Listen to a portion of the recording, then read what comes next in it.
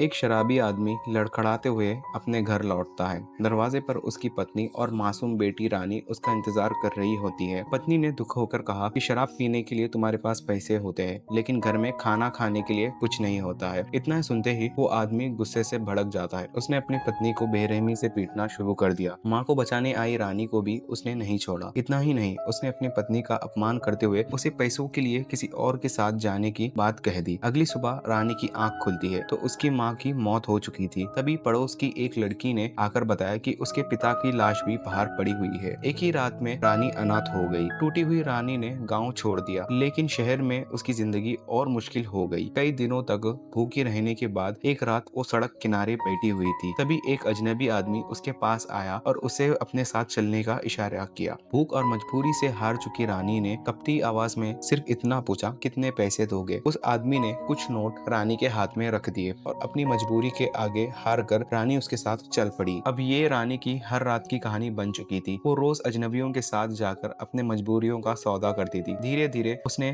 कुछ पैसे जोड़कर अपने गांव में एक मकान खरीद लिया। वक्त के साथ साथ रानी की खूबसूरती और शोहरत दोनों बढ़ गए थे और वो पूरे इलाके की सबसे मशहूर प्रोस्टिट्यूटर बन चुकी थी। एक दिन रानी की जिंदगी में एक शिवा नाम का लड़का आता है। जाते जाते उसने कहा कि मेरे साथ चलो, मैं तुम्हें रानी से महारानी बना दूंगा। शिवा की बातों पर भरोसा करके रानी उसके साथ चले गई, लेकिन वहां पहुंचकर रानी की जिंदगी और गहरे दलदल में फंस गई। शिवा उसे रोज अमीर ग्राहकों के पास लेके जाता था और दोनों मिलके खूब पैसे कमाने लगे थे। एक दिन रानी ने भावुक होकर शिवा से कहा, मैंने ये सब मजबूरी में शुरू किया था, लेकिन अब मैं सिर्फ तुम्हारे लिए करती हूँ क्योंकि मैं तुमसे प्यार करने लगी हूँ। लेकिन किस्मत को कुछ और ही मंजूर था। उसी रात रानी और शिवा का भयानक एक्सीडेंट हो गया। होश आने पर रानी अपनी याददाश्त खो चुकी थी। वो एक मासूम बच्ची की तरह अपनी माँ को पुकार रही थी। शिवा ने उसकी इस हालत का फायदा उठाया। उसने रानी को झूठी बातें बताकर फिर उसे वही गंदे धंधे में धकेल दिया और रानी सब कुछ सच मानकर उसके साथ रहने लगी। एक दिन रानी के घर विक्रम नाम का एक शख्स आया। रानी को देखते ही वो चौंक पड़ा और बोला, संगीता? रानी ने कहा,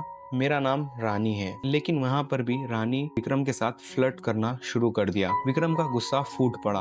विक्रम जबरदस्ती रानी को एक सुनसान जगह पर ले गया और हथकड़ियों से बांध दिया और चिल्लाकर पूछा, तुम ये सब क्यों कर रही हो? डरी हुई रानी रोते हुए बोलती है, मुझे छोड़ दो, मेरा शिवा आकर तुम्हें नहीं छोड़ेगा। यहीं से कहानी एक चौंकाने वाले फ्लैशबैक में चले जाती है। पता चलता है कि वो रानी नहीं बल्कि एक अच्छे परिवार की लड़की संगीता है। फ्लैशबैक में वो अपने परिवार के साथ खुशहाल जिंदगी जीती हुई दिखती है। दूसरी ओर शिवा का असली चेहरा सामने आता है। वो एक खतरनाक अपराधी क्रिमिनल है जो मासूम लड़कियों को अपने जाल में फंसाकर उनका शोषण करता है। जब एक लड़की उसके खिलाफ पुलिस को बताने की कोशिश करती है तो शिवा ने उसकी बेरहमी से उसकी हत्या कर दी। तभी सबसे बड़ा सच सामने आता है। संगीता भी उन लड़कियों में से एक थी जिन्हें शिवा ने धोखे से अपने गिरफ्त में रखा था और जिस्म फिरोशी के दलाल में धकेल दिया था ताकि शिवा खुद ऐशों की जिंदगी जी सके। एक और फ्लैशबैक में इस साजिश की असली शुरुआत सामने आती है। शिवा लंबे समय से संगीता का पीछा कर रहा था। एक दिन कॉलेज की कैंटीन में उसने संगीता को अपने गंदे धंधे के बारे में एक प्रपोजल दिया। संगीता ने बिना डरे वहां पर पड़े हुए डंडे से सबके सामने शिवा की जम के पिटाई कर दी और उसके खिलाफ पुलिस में शिकायत कर दी। अपनी इस बेइज्जती और पुलिस केस के बदला लेने के लिए शिवा ने खौफनाक साजिश रची। उसने संगीता को धमकी दी कि अगर एक हफ्ते के भीतर उसने उसकी बात नहीं मानी तो वो रानी के पिता को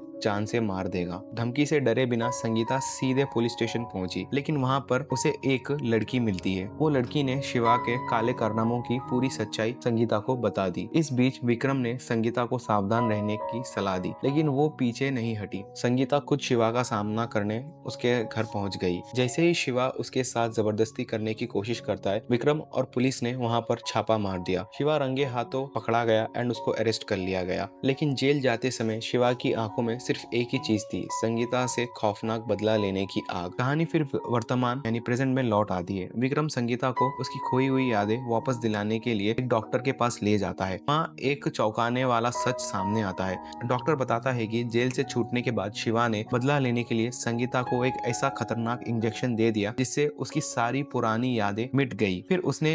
फिर शिवा ने संगीता के दिमाग में एक झूठी पहचान भर दी और उसे रानी बनाकर अपने कठपुतली बना लिया। जब विक्रम पूछता है कि क्या संगीता संगीता फिर से ठीक हो सकती है तो डॉक्टर बताता है कि दवा का असर सिर्फ 1 साल तक रहता है। अभी 4 महीने बाकी है। अगर तब तक शिवा का कुछ पता नहीं चला तो संगीता अपनी पुरानी यादें वापस पा सकती है। अगले 4 महीनों तक विक्रम हर पल संगीता का हिफाजत करता रहा एंड उसका ध्यान रखा। समय पूरा होने पर उसने उसे उसका अतीत यानी पास्ट याद दिलाने की कोशिश की, लेकिन डरी हुई संगीता वहां से भाग गई। कुछ दिनों बाद जब संगीता खुद विक्रम के पास लौटी तो विक्रम संगीता को एक एक सच्चाई बताना शुरू किया। संगीता खामोशी से सुनती रही। फिर विक्रम ने कहा, शिवा ने तुम्हारे पिता को भी मार डाला। ये सुनते ही संगीता के ऊपर से दवा का असर पूरी तरीके से खत्म हो गया। संगीता की सारी खोई हुई यादें लौट आई और वो अपने पिता को याद करके फूट फूट कर रो पड़ी। विक्रम संगीता को उसके घर छोड़ देता है। अब उसकी सारी यादें लौट चुकी थी और शिवा का हर धोखा उसके सामने साफ था। विक्रम उसे कहता है, अब फैसला तुम्हें करना है। या तो तुम्हें हमेशा के लिए शिवा की कठपुतली बनकर जीना है या सब कुछ छोड़कर अपनी पुरानी जिंदगी, खुशहाल जिंदगी से नए से शुरू करना है। जाते जाते विक्रम वो संगीता के पास एक बंदूक छोड़कर जाता है ताकि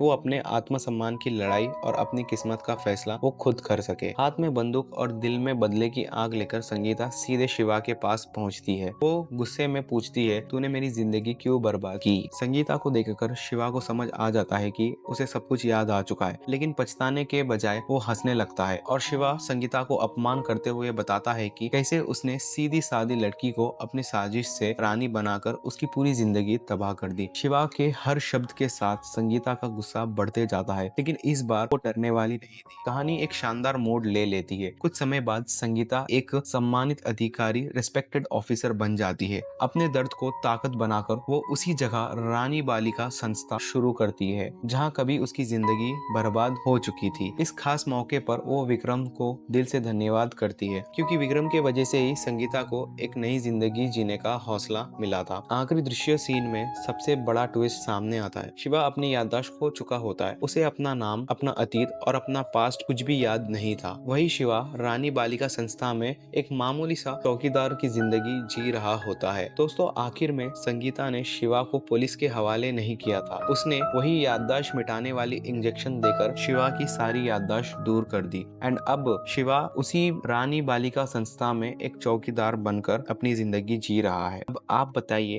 क्या संगीता का ये बदला सही था या फिर संगीता को शिवा को कानून के हवाले करके उम्र कैद की सजा दिलानी चाहिए थी? कमेंट में आपकी राय बताइए एंड वीडियो अच्छा लगे तो लाइक एंड सब्सक्राइब जरूर करें।